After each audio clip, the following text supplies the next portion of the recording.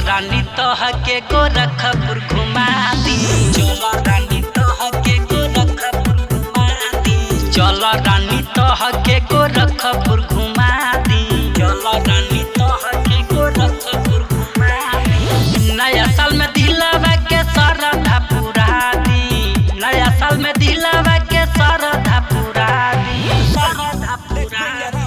चलो रानी तोह के गोरखपुर घुमा दी। चलो रानी तोह के गोरखपुर घुमा दी। चलो रानी तोह के गोरखपुर घुमा दी। चलो रानी तोह के गोरखपुर घुमा दी। म्यूजिक बाय राजू बाबू। चलो रानी तोह के गोरखपुर घुमा दी। चलो रानी तोह के गोरखपुर घुमा दी।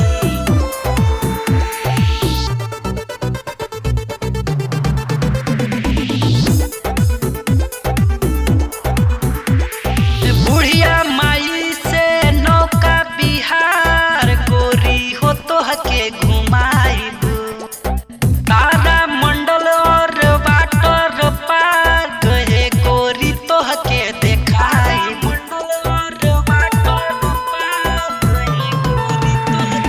बुढ़िया माई से नौका बिहार गोरी तोह के घुमाइबू। तारा मंडल और वाटर पार्क गोरी हो तोह के देखाइबू। मंडल और वाटर पार्क हे गोरी तोह के चल के सारस में है फिल्म देखा दी। चल के सारस में है फिल्म देखा दी। चल के सारस में है फिल्म देखा दी। चल के सारस में है फिल्म देखा दी। नया साल में दिलवा के सरधा पुरा दी। नया साल में दिलवा के सरधा पुरा दी। सरधा पुरा दी। चलो रानी तोह के गोरखपुर घुमा दी। चलो रानी तोह के गोरखपुर घुमा दी। चलो रानी तोह के गोरखपुर घुमा दी। चलो रानी तोह के गोरखपुर घुमा दी। म्यूजिक बाय राजू बाबू। चलो रानी तोह के गोरखपुर घुमा दी। चलो रानी तोह के गोरखपुर घुमा दी।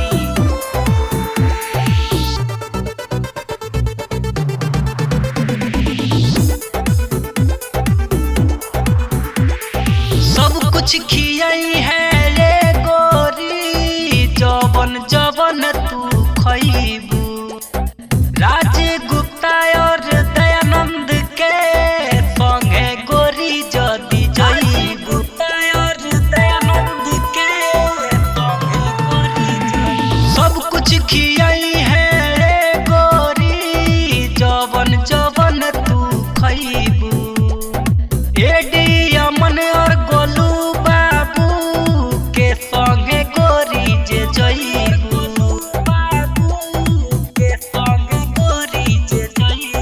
गोरखनाथ बाबा के दर्शन करा दी।